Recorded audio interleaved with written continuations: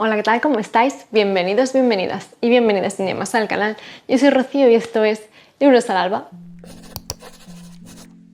Bueno, como lo prometido es deuda y el espíritu otoñal ya nos tiene totalmente poseídas, pues vengo a traer hoy este segundo vídeo que me dijisteis que os apetecía ver cuando pregunté por Instagram, y es esta segunda versión de libros perfectos para leer en otoño, porque en una primera versión traje recomendaciones de libros que sí he leído y en esta ocasión lo que traigo son libros que creo que tienen vibes otoñales y que me apetece muchísimo pues leer en esta época, o al menos es la sensación que me dan, ¿no? Como que tienen ese halo o esa ambientación perfecta o esa temática perfecta para leer en esta época. Pero antes de empezar ya sabéis que os voy a recordar de qué maneras podéis apoyar al canal. Siempre podéis pues suscribiros, darle a la campanita, darle a me gusta, no me gusta, comentar, compartir con otras personas que puedan estar interesadas, y bueno, pues todo esto ya sabéis que hace que YouTube entienda que os gusta y lo muestre mucho más. Y por otro lado, pues os dejo aquí también mis redes sociales por si les queréis echar un vistazo, y el enlace al grupo general del club de lectura de Una Fantasía de Club por si queréis uniros a nuestras lecturas conjuntas. Y bueno, por supuesto, os recuerdo que también tenéis el enlace al Patreon, que es la novedad de esta temporada, por si queréis ver un poquito qué contenido extra ofrezco por allí y apuntaros si os apetece. Y ahora ya sí, no me enrollo más y comenzamos, porque tengo muchos libros y creedme que me he tenido que contener. Empezamos y lo hacemos con un clásico, porque hay muchísimos que me evocan mucho al otoño y al invierno. O sea, es como que los clásicos para mí es mucho más fácil leerlos en esta temporada, ¿no? Y el primero es La mujer de blanco de Wilkie Collins, porque aquí si unimos este estilo más clásico, que quizás a mí por lo adornado o lo digamos más elaborado que resulta, me gusta más leerlos ya de por sí en esta temporada, como digo, en otoño-invierno, que es cuando me siento más concentrada. En este caso, que tenemos un caso que, según dicen, es como el primer libro de misterio, así un poco más, que sienta las bases de lo que es el misterio más clásico, y además que tiene un poco de tono ambiguo con algo que parezca sobrenatural, pues es que lo tenemos todo para que esto sea el libro perfecto para leer en esta época. Sería además mi estreno con el autor, nunca lo he leído, y de hecho este libro aparece, creo que en mi vídeo de los 8000 literarios, estos 8000 libros que son muy extensos y que da un poco de miedo y de vértigo pues comenzar, porque es que es muy extenso, pero todo el mundo me dice, o sea, todo lo que he leído y he escuchado es que es un libro que es muy fluido, que se lee muy rápido y muy bien y que engancha bastante. Además, desde que me lo recomendó mi amiga Chris de Avemar Books, que ya se lo había visto en su canal y todo esto, pues todavía tengo más ganas. Os leo un poquito porque dice: basada en un hecho real y llevada al cine en numerosas ocasiones, La mujer de blanco, con su trepidante ritmo narrativo, mezcla de forma magistral suspense, misterio y melodrama. Esta deliciosa obra, considerada como precursora del género policíaco y que inspiró el personaje de Sherlock Holmes, o sea, ahí es nada, se ha convertido por derecho propio en uno de los grandes clásicos de la literatura. Bueno, no dice mucho sobre su sinopsis, para mí mejor, porque claro, estamos hablando de misterio, cuanto menos diga mejor, pero ya digo, siempre se ha comentado que tiene ese halo sobrenatural también por encima, así que un misterio clásico. Seguramente la ambientación será más bien oscura, más bien opresiva, y una cosita que pueda tener un componente sobrenatural que al final pues pueda afectar más o menos a lo que es el misterio como tal. Eso no me importa, pero sí ayuda mucho a la ambientación y a la sugestión, ¿no? Así es que pues me apetece muchísimo. El siguiente libro también creo que es perfecto, porque es que si tú me dices brujas, yo te digo otoño, y se trata de Las mujeres Wayward. En este caso, a ver, el tema brujas es un poco, no sé, aquí es lo que te comentan un poco por encima en la sinopsis, pero es básicamente también una saga familiar en la que vemos a mujeres de diferentes generaciones de una misma familia y un poco pues cómo se van enfrentando a su vida, ¿no? Pero bueno, aquí te dice: 2019, Kate se marcha de Londres y lo abandona todo para mudarse a la cabaña Wayward que ha heredado de su tía abuela. Con sus cascadas de hiedra y su jardín descuidado, la cabaña está a un mundo de distancia de la pareja abusiva que la atormentaba, pero Kate empieza a sospechar que se esconde un secreto en los cimientos del lugar, oculto desde las cazas de brujas del siglo XVII. O sea, ¿Veis? Aquí ya empieza a tener ese factor sobrenatural. 1619. Alza se enfrenta a un juicio por asesinato de un granjero del pueblo. De pequeña, su madre le enseñó magia, una basada en un conocimiento profundo del mundo natural. Pero las mujeres peculiares siempre han sido consideradas peligrosas y cuando se presentaban pruebas de su brujería, sabe que necesitará todos sus poderes para mantener su libertad. Lo típico, una mujer que sabe más de lo que se consideraría adecuado para ellas o que se utilizan medios, por ejemplo, que son diferentes a las típicas creencias religiosas y parece algo más bien cercano al paganismo. Bruja, persecución, condenas. 1942, en medio de la Segunda Guerra Mundial, Violet está atrapada en la gran finca de su familia. Atrapada por las convenciones sociales, desea dos cosas: la educación que su hermano recibe y a su madre, fallecida hace tiempo, que se dice que enloqueció antes de morir. El único rastro que Violet tiene de ella es el medallón con una W y la palabra Wayward, grabada en el revestimiento de su habitación. Pues eso, una novela de 3 generaciones diferentes, con ese componente sobrenatural, la caza de brujas, esta ambientación rodeada de naturaleza, pero una naturaleza más inhóspita, más oscura quizás, ¿no? Entonces, a mí me da toda esa sensación de novela perfecta para el otoño. Y no nos vamos muy lejos de ese toque sobrenatural, porque lo que tengo aquí es Ciertas cosas oscuras de Silvia Moreno García. En este caso está publicado por Umbriel. No lo he dicho antes, pero el anterior es de Emilia Hart y también está publicado por Umbriel. Y aquí lo que tenemos es una mezcla, una combinación entre folclore mexicano y vampiros. O sea, ya está. Otoño, vampiros, otoño, nada, yo lo asocio totalmente. Te dice, bienvenidos a Ciudad de México, un oasis en un mar de vampiros. O sea, es que yo creo que ya está, ¿vale? Yo creo que no tengo que justificarlo más, pero es que los vampiros al final son un elemento muy de otoño, de esta época spooky, ¿no? De todo esto. Entonces, nada más que todo lo que rodea la ambientación cuando hay libros de vampiros, me parece que es perfecto para esta época. Y otra frase dice, vampiros, humanos, policías y criminales se encuentran en las oscuras calles de Ciudad de México. Es que encima tiene un poco ese toque de novela negra, misterio, tal, o sea, yo creo que es perfecta. No quiero leer mucho de la sinopsis, os voy a leer un poco. Dice, Domingo, un solitario recolector de basura que vive en la calle, trata de sobrevivir en una ciudad indiferente y amenazadora, cuando una hastiada vampiresa a la fuga aparece en su vida. Atl, no sé, se escribe ATL, bueno, descendiente de bebedores de sangre aztecas, es inteligente, preciosa y peligrosa, y Domingo queda hipnotizado. Bueno, veremos a ver qué relación les une, por qué se encuentran y qué es lo que ocurre después, pero bueno, tenemos aquí, como digo, pues eso, vampiresa en Ciudad de México, novela negra, un poco misterio, un poco... Creo que tiene todos los elementos para ser una obra perfecta para leer en esta época del año. Nos vamos ahora a una novela más de estilo Dark Academia, porque yo no he leído nada así del género y sí que sé que hay pues historias como El Secreto, que es, digamos, la madre de todas las obras fundacionales de este género, ¿no? Pero la verdad es que no me apetece mucho leerla en estos momentos de mi vida. Sin embargo, esta obra sí me llama bastante más la atención y se trata de Babel, de R.F. Kuang, que bueno, está publicado por Hydra y que me parece que es una obra Dark Academia que además combina ligerísimos toques muy lejanos de fantasía, una magia, ya digo, como muy sutil y muy poco importante para la trama, y que trata temas importantes pues del estilo, por ejemplo, el colonialismo y un poco pues cómo se utiliza a gente para nuestros propios beneficios y un poco pues eso, determinados temas y cuestiones más sociales en un entorno, como digo, que es una ambientación muy Dark Academia, porque al final estamos dentro de una academia que es esta, es Babel, la cubierta me parece una fantasía, es maravillosa. Y dice... 1828. El Real Instituto de Traducción de Oxford, también conocido como Babel, es la institución mágica más importante del mundo.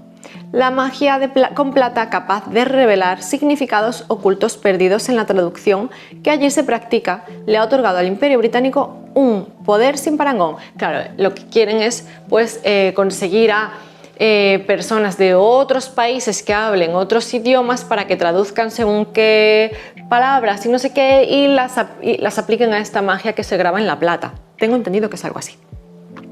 Robin, un huérfano cantonés que ha terminado siendo alumno en el instituto, se ha dado cuenta de que servir a Babel significa traicionar a su país de origen. Y a medida que sus estudios progresan, se ve atrapado entre Babel y la misteriosa Sociedad de Hermes, una organización dedicada a impedir la expansión imperial. Cuando Gran Bretaña trata de iniciar una injusta guerra contra China motivada por el opio y la plata, Robin deberá decidir si la única forma de lograr un cambio real es la violencia. Bueno, pues es que yo creo que eso, que esta ambientación de una academia, pero con ese fondo oscuro, con ese fondo un poco de esa magia sutil, pero además ese fondo de denuncia social, de hechos convulsos y todo esto, a mí me resulta muy otoñal también, ¿no? Como digo, es una ambientación más oscura, más opresiva, directamente pues porque hay un opresor y un oprimido en este caso, ¿no? Pero también por la ambientación y por el hecho de este contexto académico que evidentemente llega a septiembre, empiezan las clases, pues es como muy apropiado y evoca mucho a esta época del año, ¿no? Es uno de los 5 libros que tengo de Rebecca F. Kuang sin leer, o sea, los tengo todos y no tengo ninguno leído y este ha sido un super boom. Es verdad que dicen que si vas con la idea de una novela de fantasía al uso, no es lo que vas a encontrar, que para eso ya tienes La Guerra de la Amapola, ¿no? Pero en este caso, sí, yo creo que sí que sería algo que iba a conectar conmigo por el uso del lenguaje, porque no me importa el ritmo pausado, porque yo ya voy avisada de que aquí no voy a encontrar un sistema de magia complicado y porque va a tratar pues temas de denuncia social que a mí me pueden interesar. Otro de esos libros con vibes otoñales para mí y que de nuevo siguen un poco este camino de la novela de fantasía es El familiar de Leigh Bardugo. Este también está publicado por Hydra en esta edición tan chula que sacaron. Y bueno, pues aquí lo que tenemos al final es un poco de magia. Quizás parece que aparece también algo del mito del vampiro por algún lado, la Inquisición, un poco una novela como muy oscura y con muchos elementos y ambientación aquí en España además. La cuestión es que me resulta muy interesante y por todos estos factores diferentes de hechos sobrenaturales, de persecución, de caza de brujas y de elementos mágicos y además pues eso, por la ambientación histórica quizás, pues me resulta muy evocadora de cara al otoño, ¿no? Como una lectura que puede ser muy inmersiva en esta época. Además tiene pinta de lectura eso, oscurita, muy dark, ya sabéis, ¿no? Dice, en una casa, bueno, esta ya os he leído algo en algún momento, ¿no? Pero dice, en una casa destartalada de la nueva capital del reino, Madrid, Lucía Cotado usa magia para sobrellevar sus interminables días trabajando como sirvienta en la cocina. Entonces ella, pues eso, tiene ese componente de poder, pero lo usa para hacer más ligeras sus tareas como sirvienta en una casa, ¿no?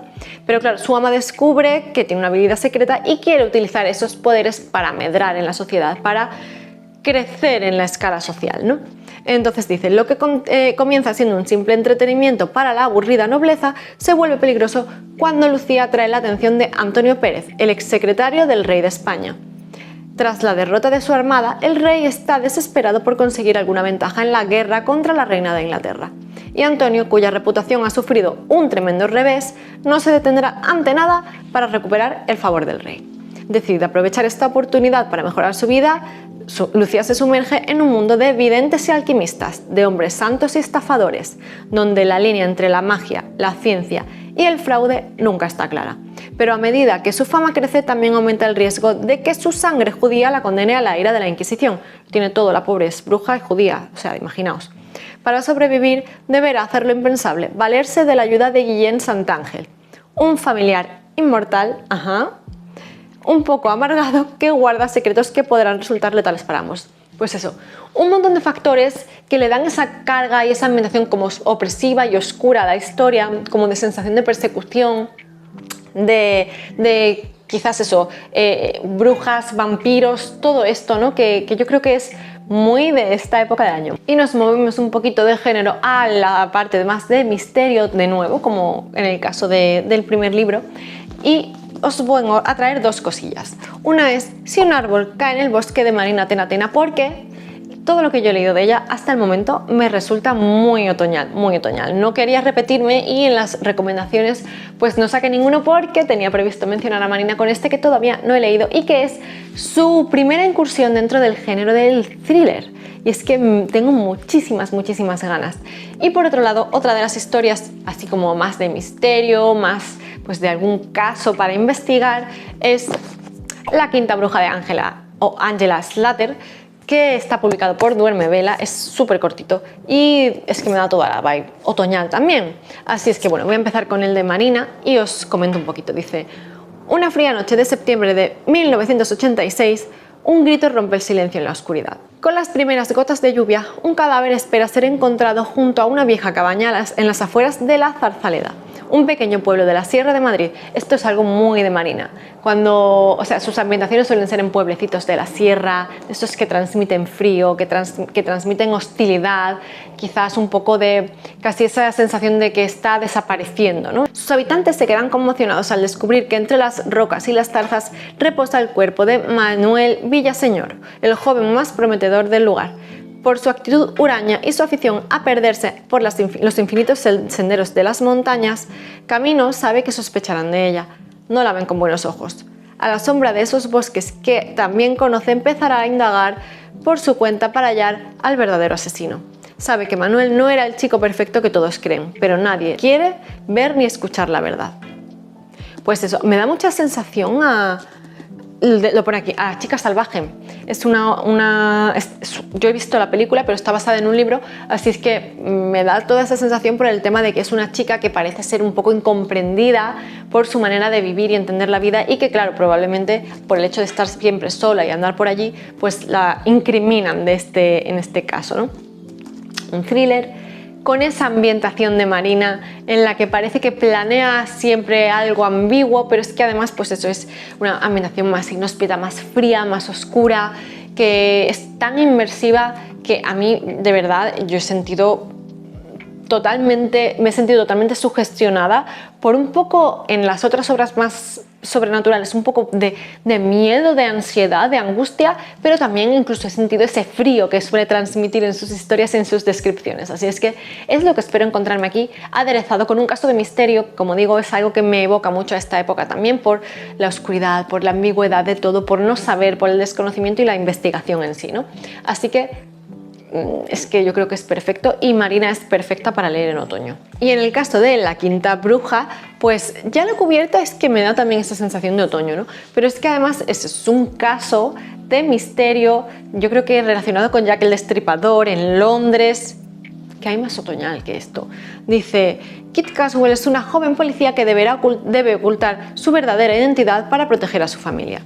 Durante la investigación de los terribles crímenes de Jack el Destripador, Kit será la única en escuchar a las mujeres de Whitechapel, brujas, prostitutas y supervivientes. Tenemos aquí también ese toquecito de bruja, ¿no? de ese punto paranormal o sobrenatural. Ellas son la clave para destapar los verdaderos motivos del asesino, oculto en un Londres que respira espiritismo y magia negra. ¡Otoño! ¡Otoño! Solo si Kit consigue la ayuda de las mujeres que nadie quiere ver, tendrá una oportunidad de detenerlo. Bueno, es que yo creo que no tengo más que decir. Este es súper corto, súper corto. ¿Se leerá esto de una sentada? Igual este otoño hago la prueba, claramente, ¿no? Así que me da todas las vibes otoñales, pero es que además en Duerme Vela tenemos un amplísimo catálogo de obras y muchas de ellas me evocan el otoño. No por nada, pues la dueña, Almu Malgrat Tajos Tiernos, es una obsesionada también de esta época, y yo creo que busca libros perfectos para es una lectora muy estacional y busca libros perfectos para cada época. Así es que en su catálogo vais a encontrar un montón. Por ejemplo, a mí La ciudad justa o Cuando la luna era nuestra, todas estas me recuerdan y me evocan muchísimo al otoño. Recientemente han publicado otro que también me evoca mucho al otoño, o como en El señor de la noche. Es que hay un montón que me evocan esta época, pero este es uno de los que tengo pendientes y que más vibes otoñales me dan, y tengo muchas ganas de sumergirme en este Londres oscuro de Jack el Destripador, con este puntito diferente y esta protagonista también, que seguro que me va a gustar. Y nos vamos a otro tipo de narrativa un poco más contemporánea, un poco más generalista, pero además con un puntito pausado que a mí me evoca mucho a esta época, y os hablo de La Casa del Álamo de Kazumi Yumoto, publicado por Nocturna. La cubierta, de nuevo, pues por sus colores, por su naturaleza y la vegetación y tal, me resulta muy otoñal, pero es que además, bueno, pues aquí al final tenemos una de estas obras pausadas y reposadas que, bueno, quizás no pasa nada, pasa la vida y pasan además temas muy importantes y muy trascendentales que le gusta tratar a la autora siempre desde el punto de vista pues de la inocencia que aportan unos protagonistas que suelen ser niños o jóvenes, ¿no? Entonces, bueno, pues me da esa sensación como de otoño porque suele tratar temas como la pérdida, la muerte, el duelo, todo esto que son de calado y de profundidad y me evoca mucho a esta época del año, ¿no? Cuando Chiaki se entera de que su antigua casera acaba de fallecer, decide asistir al funeral. Y esa última visita a la anciana le devuelve a su infancia a través de los recuerdos en los que se entrelaza la muerte de su padre, los viajes sin rumbo de su madre, una casa protegida por un enorme álamo, un niño que sabe escuchar, una joven que arroja comida a los gatos desde las ventanas. Tenéis aquí como respira un poco de esa nostalgia que también me evoca mucho a esta época del año, ¿no? Y sí, la casera, esa mujer huraña con cientos de cartas en un cajón y el deber de llevárselas a los muertos en cuanto fallezca. La Casa del Álamo es una sorprendente novela que reconcilia el dolor de la pérdida con la esperanza de lo venidero. No sé, a mí me gustó mucho con los amigos, es muy sencilla, esto también se lee en nada porque son obras muy ligeras y muy cortitas y esto del otoño de la vida, ¿no? La pérdida, la decadencia ya de cuando ya eres una persona mayor y tal, por un lado, y luego por el otro el tema de la nostalgia, ¿no? Cuando estás, pues eso, quizás en un momento más introspectivo porque fuera hace más frío, porque tal, pasas más horas de oscuridad, pasas más tiempo en casa y este tipo de libros tan profundos y con este tipo de temáticas a mí me dan esta sensación más otoñal. Y ya por último, un libro que ha llegado a mis estanterías muy recientemente, que ha sido un regalo de una de las chicas del club de lectura y también de Patreon y que me ha hecho una ilusión tremenda porque es un libro que yo quería y que estaba agotado en todas partes y que pregunté a la editorial si lo iban a reimprimir, me dijeron que no y ha sido una sorpresa. Es Nieve y Rosa de Emily Wainfield Martin. Está publicado por Errata Natura en una edición absolutamente maravillosa, una cubierta preciosa, pero es que luego es completamente ilustrado por dentro, tiene un montón de detalles, tiene ilustraciones preciosas, no lo sé, me resulta tan evocador, tan de conexión con la naturaleza, tan de cuento, no sé, tan mágico, que yo creo que es perfecto para leer, bueno, para leer en esta época del año en la que pues eso, nos conectamos un poco más con nosotros mismos, pero que además pues la naturaleza está en una situación de belleza absoluta. No sé si veis el cambio del color de las hojas en esta estación, ¿no? Y veis esa evolución y esos cambios en la naturaleza, todo esto, y a mí Errata Natura, lo que he leído de esta editorial, siempre me conecta mucho con esa parte, con esa naturaleza y ese entorno, y es como muy envolvente, ¿no? Os leo un poquito de qué va. Nieve y Rosa nacieron en una casa preciosa con una inmensa biblioteca, jardines bellísimos y un montón de sirvientes. Aquel lugar fue su mundo, custodiado por un padre y una madre que las amaron más que al sol y la luna. Pero todo eso fue antes de que su padre desapareciera en el bosque y su madre se sumergiera en la pena. Esta es la historia de dos hermanas y un bosque encantado que las ha estado esperando durante mucho tiempo para acabar con un terrible hechizo. Ese factor mágico de nuevo, un bosque, esa oscuridad que transmite porque parece que pesa una especie de hechizo o maldición sobre la familia, todo esto es que me resulta de nuevo tan evocador, tan otoñal. Por un lado ese punto acogedor de pues, dos hermanas, la familia, tal, ese entorno en el que parece que han estado tan protegidas siempre, y por el otro esa parte ya de oscuridad, de maldición, de algo mágico que no pueden controlar, que no conocían siquiera, no sé, ya digo, esa relación, esa conexión con la naturaleza, con el bosque. Es puro otoño y me hace muchísima ilusión además porque, como digo, eso ha sido un regalo y de nuevo agradecerle a ella, que ya sabes quién eres, pues el regalo porque ha sido maravilloso, me sorprendió muchísimo y de hecho estaba grabando, fui a recoger el paquete y estaba grabando un vlog para Patreon, y mi reacción, pues eso, sale en el vídeo, porque es que no me podía creer que este libro, que es imposible conseguirlo, ella lo hubiera conseguido, y a mayores que supiera que es un libro que a mí me iba a gustar, porque yo no lo había dicho, porque como era imposible encontrarlo, nunca lo había puesto ya ni en listas de deseos ni en nada, porque directamente yo daba por hecho que no lo iba a poder conseguir. Así que, de nuevo, muchas gracias, y este va a caer segurísimo, porque es que me muero de ganas. Y además probablemente este pertenece a la colección esta más juvenil de Rata Naturae, y probablemente lo lea con mi pequeña, así es que lo va a hacer todavía más especial si cabe. Y eso es todo. Creedme que también me he tenido que contener, porque tenía una lista muchísimo más larga, y es que tengo un montón de libros que me transmiten esas vibraciones otoñales aquí en mis estanterías, porque no seremos tampoco obsesas de esta época del año y de la lectura estacional. Yo ya me he dado cuenta con los años, yo pensé que no lo era, y efectivamente sí que me afecta un poco la estación, y un poco el cambio de temperaturas, el cambio en la climatología me afecta a la hora de encontrar la lectura perfecta para cada época, sinceramente. Así es que tengo un montón de libros, podría haber dicho muchos más, pero como dije en el vídeo anterior, me los guardo para otros años, para seguir teniendo este contenido que sé que es interesante y que nos gusta siempre, pues, tener estas sugerencias o estas ideas. Así que esto lo he puesto como a modo de un TBR otoñal, que no es tal, porque de aquí sacaré cosas, pero al final no es todo lo que quiero leer en otoño, quiero leer otras cosillas también. Nada más, ya solo recordaros de nuevo que tenéis aquí debajo mis redes sociales por si les queréis echar un vistazo, el enlace al grupo general del Club de Lectura por si os apetece uniros, y el enlace al Patreon por si queréis ver un poquito qué es lo que se cuece por allí y os apetece y podéis pues participar en él. Muchísimas gracias por estar aquí en un vídeo más, y nos vemos en el siguiente. Chao.